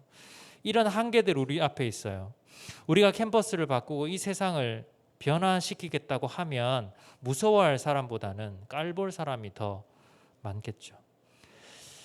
그러나 하나님의 나라는 그럼에도 불구하고 완성되어 가고 있습니다. 마치 적은 누룩이 전체빵을 부풀게 하듯이 지금도 하나님의 나라는 확장되고 있어요. 어떤 핍박과 반대도 불구하고 하나님의 뜻은 결국 이루어집니다. 왜냐하면 하나님은 신실하시고요. 이 일이 하나님의 일이고 하나님이 시작하셨고 하나님이 결국은 이루실 것이기 때문에. 그래서 우리에게 중요한 것은 그런 하나님을 끝까지 알고 신뢰하는 것입니다. 어떤 불가능의 상황에서도 낙심하지 않고 하나님의 신실하심을 붙드는 것이죠. 여러분 아마 요즘은 IBF 공동체에 있는 여러분들이 더 많이 느낄 거예요. 캠퍼스를 하나님 나라로 바꾸는 것이 과연 가능할까? 가면 갈수록 점점 숫자가 줄죠. 가면 갈수록 공부해야 될 건 더 늘죠. 가면 갈수록 미래에 대한 불확실성이 더 커지죠. 가면 갈수록 우리 개인의 신앙도 점점 연약해지죠. 가면 갈수록 우리의 정서적인 한계와 어려움이 점점 우리를 엄습합니다. 요즘 시대의 좀 특징인 것 같아요. 제가 교회 청년부마다 이렇게 들어보면 훨씬 더 많은 그 지금 여러분 또 우리 또래라고 죄송해요. 그러니까 여러분 또래 세들이 생각외로 마음이 아프고 힘든 지체들이 많더라고요. 생각외로. 그리고 생각외로 관계나 여러 가지 어려움들을 겪고 있는 친구들. 그래서 정말 세심하게 이야기 들어주고 케어해야 될 사람들이 생각외로 많아요. 그러니까 여러분 또래 친구들이. 그러니까 그만큼 모르겠어요. 가정적인 배경일 수도 있겠고 사회 분위기일 수도 있겠지만 그만큼 우리가 더 불안하고 공포스러운 세상. 더 이상 우리나라가 이제 그 안전한 그런 게 아니라 그러죠. 그러니까 그걸 뭐라 그러더라? 과위험 사회라 그런가? 무슨 그 사회로 이미 들어갔다고 얘기해요. 그러니까 그만큼 우리 지금 살아가는 청년들의 삶이 더 팍팍해졌기 때문에 더 어려운 것 같습니다. 그러니까 예전에는 정말 기대만 딱 꽂고 가자 이러면 우르르 왔거든요. 근데 요즘 기대 딱 꽂고 가자 이러면 너 나가라. 아예 생각 이렇게 신경도 안 쓰죠. 그러니까 난 내 갈 길 가겠다. 이건 그러지 않습니까? 열심히 한 학기 막 아끼고 사랑해줬는데 방학 딱 지나고 나면 사라지죠. 그죠? 어느 순간 사라지죠. 정말 한 학기 열심히 관계 좋았다고 생각했는데 어느 순간 연락을 했는데 안 받아. 그런 경우 비일비재하지 않습니까? 그러니까 이게 옛날에는 관계 때문에 미안해서라도 나왔거든요. 요즘은 내가 그냥 싫으면 싫은 거예요. 그리고 마음에 너무 아픈 상처들이 많아. 그러니까 이런 한계들을 생각해 보면 참 불가능에 가깝다. 우리가 지금 목표로 하고 있는 캠퍼스를 하나님 나라로 바꾸겠다. 한 영혼을 변화시키겠다. 사실 나도 변화 못 시키는데 내가 누구를 변화시킬까? 불가능에 가깝다. 이런 생각이 참 드는 것 같아요. 그래서 저도 교회 사회 가면서 많이 느낍니다. 제가 정말 8년 하면서 고백하게 된 건 뭐냐면 사람은 내가 바꾸는 게 아니구나. 내 새치어로 나오는 이 한마디 말로 사람은 바뀌지 않는다. 진짜 사람이 바뀌는 건 하나님의 능력이다. 하나님만이 사람을 바꾸실 수 있다. 이런 생각을 참 많이 하게 되는 것 같아요. 여러분, 하나님은 나이가 많아서 이제 더 이상 아이를 낳을 수 없는 사라를 통해서 엄청난 생명의 역사를 이루어 내시죠. 하늘의 허다한 별과 해변의 무수한 모래와 같이 많이 생육하게 하셨습니다. 이것이 바로 하나님 나라의 능력이죠. 그러니까 하나님은 나 같은 너무나 부족한 사람을 통해서도 일하시고 역사하시는 거죠. 그 자체가 기적인 거죠. 그러니까 저는 늘 그런 생각을 많이 했어요. 하나님 왜 나 같은 자를 사용하실까? 나 말고 저 사람이면 더 가능성이 높지 않았을까? 그런데 하나님은 정말 구제불능처럼 보이는 나 같은 사람을 사용하셔서도 어떤 일들을 이루어 가시는 것을 저는 50년의 생애 통해서 많이 느꼈어요. 여러분 지금도 그렇지 않나요? 우리 간사님들 중에 나는 잘났어, 나는 사역이 탁월해, 그러니까 간사가 돼야지 라는 분 한 분도 안 계실 거예요.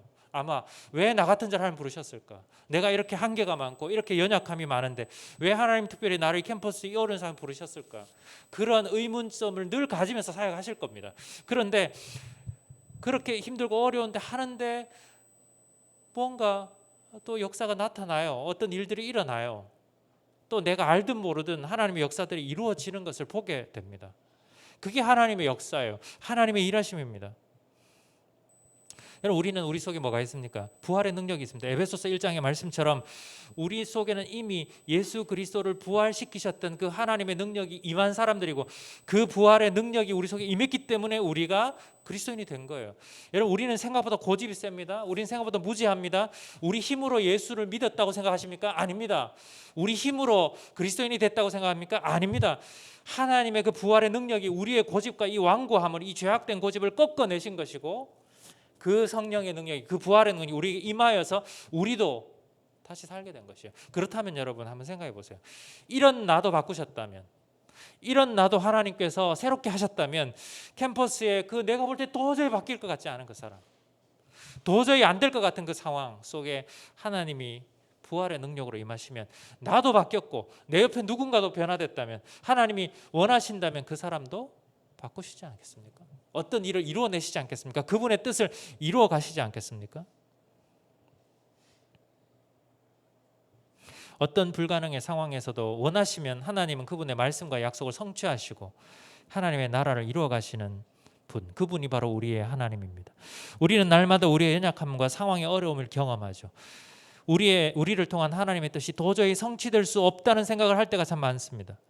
그러나 우리는 그때마다 죽은 자와 방불한 자였던 사라를 통해서 하늘의 별과 같이 바다의 모래와 같이 생명을 창조해 내시는 하나님, 그 하나님을 신뢰할 수 있어야 합니다. 사망의 권세를 깨뜨리고 가장 강력한 권세, 가장 강력한 능력이라고 말하는 그 사망의 권세, 어떤 사람도 그 사망의 권세 앞에서 무릎 꿇지 않은 사람이 없기 때문에 가장 강력한 사망의 권세까지도 깨뜨리시고 부활시키시는 그 하나님의 능력, 그 하나님의 능력을 우리는 신뢰할 수밖에 없는 것이죠. 네, 그것입니다. 우리가 바라볼 것은 그 하나님의 능력밖에 없죠. 나를 바꾸신 그 부활의 능력이 캠퍼스의 누군가도 바꾸실 것이고, 우리는 도저히 볼 때 쟤는 정말 아니야, 쟤는 정말 믿지 않을 거야 라고 생각하는 그 사람 마음속에 우리가 기도하고 진심으로 복음을 전했을 때 언제 그 마음이 열리고 갑자기 그가 신앙을 고백하는 일들이 생기는 것이죠.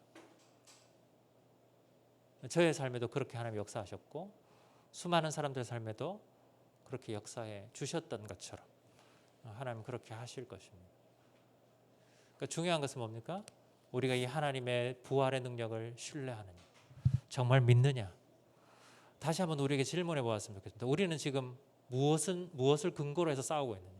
우리의 전략이냐? 우리의 힘이냐? 우리의 노력이냐? 우리의 어떤 젊음의 열정이냐? 그것이 아니고 부활의 능력, 정말 예수 그리스도를 죽음의 권세를 깨뜨리신 그 부활의 능력을 우리가 정말 신뢰하고 있는가?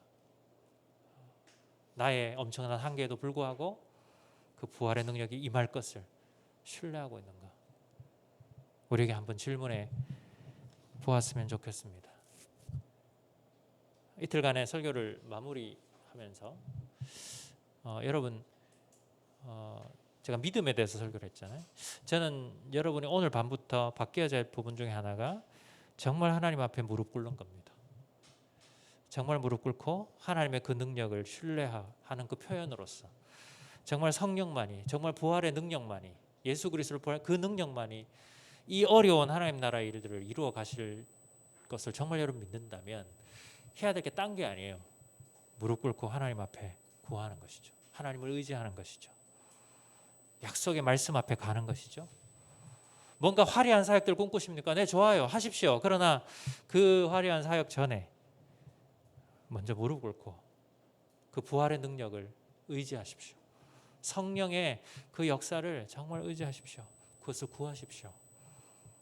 그럼 1차적으로 그것을 구하는 여러분이 바뀌게 될 것이고 그 영향력이 서서히 가게 될 것입니다. 상황은 바뀌고 상황은 힘들었지만 하나님은 죽거나 하나님은 변하시지 않으셨어요. 하나님의 능력은 여전하십니다. 그리고 그 결과가 내 때에 당장 나오지 않더라도 하나님은 또 그 속에서도 그분의 일을, 지금 필요한 일들을 이루어 가실 것입니다. 우리가 그걸 신뢰해야 돼요. 우리 대구 지역 IBF 귀한 형제자매 여러분, 여러분에게 이 믿음이, 이 아브라함과 사라의 믿음이 여러분에게 임하여지고 주어지기를 소망해 봅니다. 이틀 동안 긴 설교 수고하셨고요. 네, 썰렁한 농담 때문에 고생하신 거 죄송하고, 우리 한번 기도, 제가 한 가지만 던지고 우리 대회 간사님 나오셔서 아마 기도인도 하실 건데, 이틀 동안 제가 믿음에 대해서 얘기를 했잖아요. 한번 생각해 봤으면 좋겠습니다. 나는 정말 믿음이 있는가? 나는 하나님을 믿고 있는가? 우리가 믿음으로 이 길을 가고 있는가? 아니면 우리의 관습, 우리의 관행, 인간의 전략, 우리가 해오던 대로 그냥 하고 있는가? 우리는 정말 이것을 놓치고 있는 것은 아닌가? 우리 자신의 삶을 한번 돌아보았으면 좋겠습니다. 그래서 저는 여러분들이 갈 바를 알지 못하고 나아가는 믿음의 사람이 되었으면 좋겠고, 다시 오실 하나님에 대한 그 약속을 붙들고 지금의 불편함을 감수하는 그런 삶이 되었으면 좋겠고, 부활의 능력을 의지하고 신뢰하는 그런 우리가 되었으면 좋겠습니다. 우리 이것을 두고 주여 나에게 이 믿음을 주시옵소서 같이 한번 기도하며 나가도록 하겠습니다. 기도하겠습니다. 하나님 아버지, 주님 오늘 말씀을 들으며 우리의 삶을 돌아봅니다. 하나님께서 역사하여 주셔서 정말 아브라함과 사라의 믿음을 바라보면서 주님 앞에 나아가기를 하나님께서 역사하여 주시고 은혜를 베풀어 주시기를 우리 사랑하는 귀한 대구지역 알배구 형제자들 마음속 믿음의 은사를 부어 주시옵소서. 정말 하나님의 부활의 그 능력, 예수 그리스도를 죽음의 권세에서 살려내시고 나를 바꾸어내시고 나에게 믿음을 주셨던, 내 삶을 새로운 빛꿈과 비전 인도해 가셨던 이 고집불통이, 이 한계가 많은 나를 하나님께서 살려내셨던 것처럼 주여 이 능력이 우리 캠퍼스도 임하고 우리 캠퍼스에 누군가에게 임하여지기를 원하고, 하나님 아버지 정말 불확실한 정말 미래에 대한 그런 암울한 상황 속에서도 하나님의 그 약속을 따라 전진하며 이 속에서 불편함을 감수하며 하나님 오실 것을 소망하며 살아가는 우리가 다 될 수 있도록 하나님 도와주시옵소서. 하나님 아버지 이 시간 성령께서 임하여 주시옵소서. 우리를 바꾸어내신 그 성령의 능력이, 그 부활의 능력이 오늘 우리 가운데 임하여 비록 적은 무리이지만 이들 마음속에 하나님의 말씀과 이 믿음의 영광이 온전히 자리 잡게 도와주시옵소서. 한 학기를 다시 시작하기 전에 이 말씀이 우리의 영혼의 기초가 되고 그 믿음으로 온전히 살아가는 우리가 될 수 있도록 하나님께서 역사하여 주시옵소서.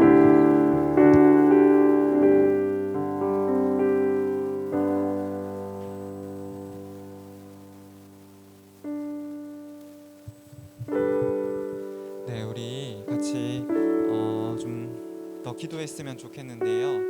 이렇게 기도하기 전에 이틀간 우리 같이 또 읽고 들었던 설교를 또 본문을 다시 한번 좀 읽어봤으면 좋겠습니다. 잠시 화면 볼까요? 제 어제 본문입니다. 어제 본문, 오늘 본문 다시 한번 좀 읽고 하나님 우리에게 주신 말씀들, 우리에게 들려주신 설교의 내용들 다시 한번 좀 마음으로 정리하면서 기도로 나아갔으면 좋겠습니다. 오늘 본문 같이 좀 읽었으면 좋겠는데요.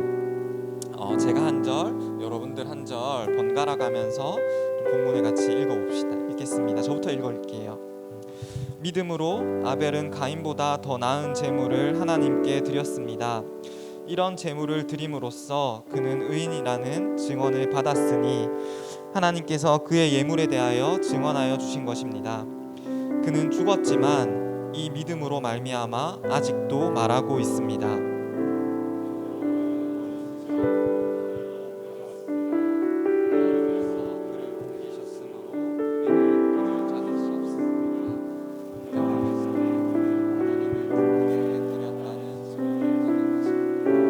믿음이 없이는 하나님을 기쁘게 해드릴 수 없습니다.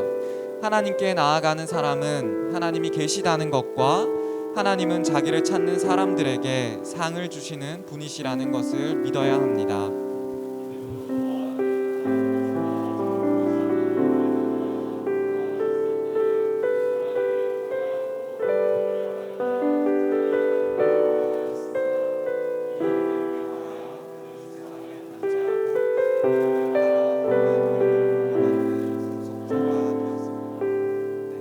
오늘 본문도 같이 좀 읽어봤으면 좋겠습니다. 여러분들 페이퍼 있으시죠?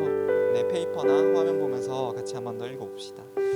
저부터 읽어볼게요. 믿음으로 아브라함은 부르심을 받았을 때에 순종하고 장차 자기 몫으로 받을 땅을 향해 나갔습니다. 그런데 그는 어디로 가는지를 알지 못했지만 떠난 것입니다.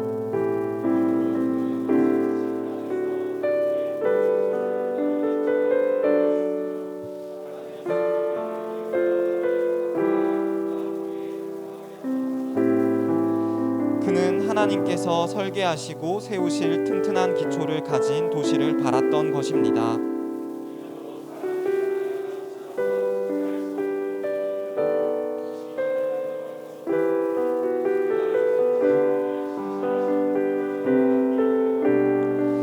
그래서 죽은 사람이나 다름없는 한 사람에게서 하늘의 별과 같이 많고 바닷가의 모래와 같이 셀 수 없는 많은 자손이 태어나게 되었습니다.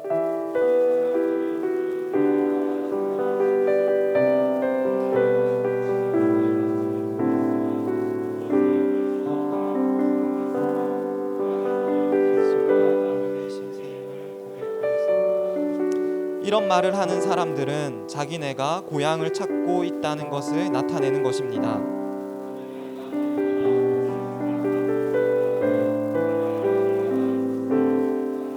그러나 사실은 그들은 더 좋은 것을 동경하고 있었던 것입니다. 그것은 곧 하늘의 고향입니다. 그래서 하나님께서는 그들의 하나님이라고 불리는 것을 부끄러워하지 않으시고 그들을 위하여 한 도시를 마련해 주셨습니다. 우리 같이 이틀간의 말씀, 이틀간의 설교를 잠잠히 좀 우리의 내면 안에 돌아보면서 정리를 다시 한번 좀 해봤으면 좋겠습니다. 그렇게 좀 잠잠히 하나님 앞에 나아가 기도했으면 좋겠는데요. 우리 같이 이렇게 좀 기도해 봅시다. 하나님, 이틀간 저희에게 보여주신, 들려주신 이 믿음의 이야기가 우리의 이야기가 될 수 있기를 원합니다.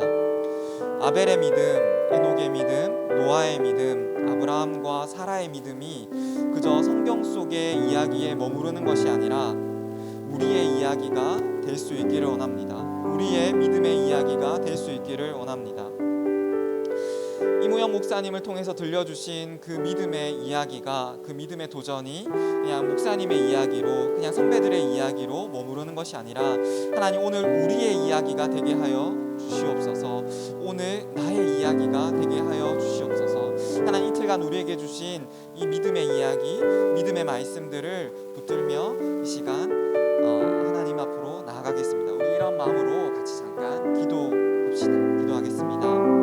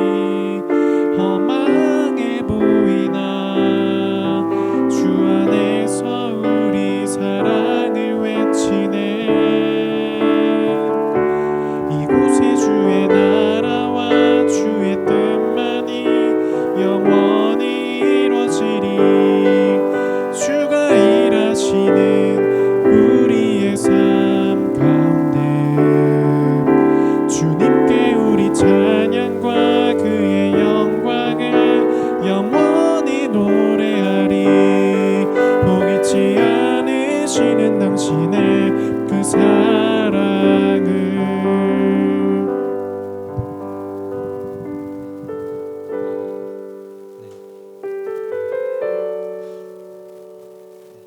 우리 같이 한 번 더 기도했으면 좋겠습니다.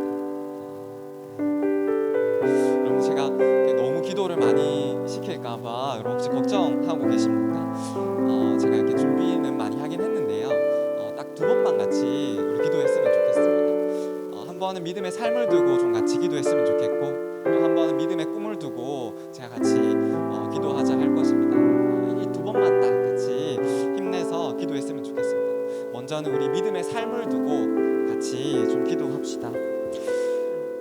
믿음의 삶을 생각해 볼 때, 저도 이틀간 하나님 앞에서 믿음으로 살아가는 것을 생각해 볼 때 저를 어렵게 하는 것들이 많이 있더라고요. 불확실성이 저도 두렵고요. 저도 보이지 않는 미래가 제 발걸음을 주저하게 만들 때가 많이 있습니다. 살아가다 보면 하나님께 속한 것보다 세상의 것들이 우리를 더 강력하게 사로잡을 때도 있지 않습니까? 세상의 소리들이 성경의 이야기들보다, 우리 믿음의 선배들의 이야기들보다 더 설득력 있게 들릴 때, 더 그럴듯하게 들릴 때 혼란스럽기도 하고 두렵기도 합니다. 그런 것들이 우리의 믿음의 삶을 어렵게 하는 것 같습니다. 또 내 자신을 생각해 보면 믿음으로 살아봐야겠다 결단하지만 쉽게 무너지는 나를 보면서, 믿음이 반복해서 실패하는 나를 보면서 믿음의 삶은 내가 할 수 있는 것이 아닌 것 같다라는 그런 생각이 우리를 찾아올 때도 있지 않습니까? 이럴 때 우리는 어찌하면 좋겠습니까? 목사님께서 우리에게 말씀하신 것처럼 저도 다만 하나님께 우리의 무릎을 꿇고 하나님께 우리를 맡겨드리는 것, 이것이 믿음의 삶을 향한 우리의 첫 출발이지 않을까 싶습니다. 우리 같이 하나님의 도우심을 구하면 좋겠습니다. 하나님, 우리가 믿음의 삶을 살아가길 원하는데 겸손히 하나님을 의지하며 나아가겠습니다. 나에겐 어렵지만 하나님에게는 능히 가능할 것을 믿으며 하나님 기도로 나아가겠습니다. 우리 이렇게 같이 좀 기도했으면 좋겠습니다. 하나님, 우리가 믿음의 삶을 사는 것을 두려워하고 믿음의 길을 나아가는 것을 주저할 때 하나님 우리의 손을 잡아주십시오. 하나님 우리를 격려하여 주시고 우리에게 용기를 부어주십시오. 세상의 소리가 당신의 말씀보다 더 그럴듯하게 들릴 때 하나님 나의 동력자들을 나에게 보내주셔서 하나님 우리의 이 공동체를 통해서 당신의 말씀을 더 강력하게 우리에게 선포하여 주시옵소서. 새로운 학기 믿음의 삶을 향해 나아갈 때 하나님 우리에게 말씀을 통해서 약속하신 그 성령을 우리에게 보내주셔서 하나님 우리를 끊임없이 이끌어주시고 우리를 세워주시고 우리를 도와주시옵소서. 하나님 우리가 믿음의 삶을 향해 나아가길 원합니다. 우리가 하나님의 도우심을 구하며 믿음의 삶을 향해 나아가길 원합니다. 하나님 우리를 도와주시옵소서라고 이 시간 같이 기도했으면 좋겠습니다. 기도합시다.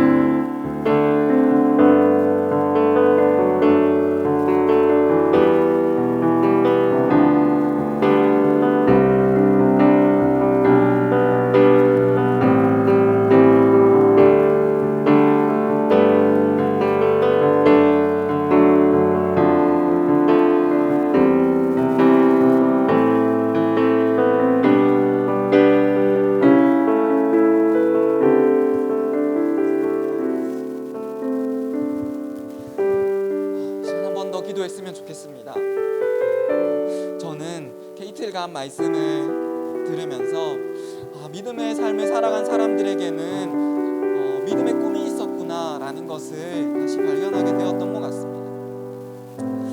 아벨을 통해서는 믿음의 사람은 삶의 문제를 넘어서는 꿈을 꿀 수 있구나. 에녹을 통해서는 믿음의 사람에게는 하나님과 함께하며 하나님과 동행하며 깊어지고 자라가는 존재가 되는 꿈이 있구나. 노아는 또 우리에게 무엇을 보여주었습니까? 믿음을 통해서 세상을 도전하고 세상을 변화시키고자 하는 꿈, 그게 믿음의 사람들이 갖는 꿈이구나라는 것을 우리가 보게 되었던 것 같습니다. 아브라함과 사라는 갈 바를 알지 못하는 그때에도, 불확실성이 가득한 그때에도 하나님의 약속, 하나님의 나라라는 꿈을 붙들었습니다. 이렇게 믿음의 사람들에게는 꿈이 있더라고요. 믿음의 꿈이 있더라고요. 하나님이 주신 꿈이요. 우리도 그런 믿음의 꿈을 꾸는 사람이 되기를 원합니다. 우리 이렇게 같이 기도했으면 좋겠습니다. 하나님, 우리에게도 믿음의 꿈을 허락하여 주시옵소서. 캠퍼스와 세상 속에 하나님 나라가 이루어지는 그 꿈을 우리도 꾸게 하여 주시옵소서. 우리 선배들에게 주셨던 그 꿈을, 이 IBF에게 주신 그 꿈을 우리도 함께 붙들며 나아가는 우리가 되게 하여 주시옵소서. 우리 공동체에 찾아온 1년차, 2년차 우리의 후배들이 복음으로 변화되고 그리스도의 제자가 되는 것을 꿈꾸게 하여 주시옵소서. 하나님, 우리 공동체의 리더들이 하나님의 주권과 통치를 드러내는 사람으로 살아가고 사역하는 자들이 되게 하여 주시옵소서. 하나님, 이러한 꿈들을 우리에게 꾸게 하여 주시고 이러한 꿈을 붙들며 살아가게 하시고 이러한 꿈을 붙들며 기도하게 하여 주시옵소서. 우리는 꿈을 꿀 수 있습니다. 하나님 우리를 부끄러워하지 않으시며 오히려 하나님 우리에게 약속을 주셨기 때문에 우리는 꿈을 꿀 수 있습니다. 그래서 우리가 기도했으면 좋겠습니다.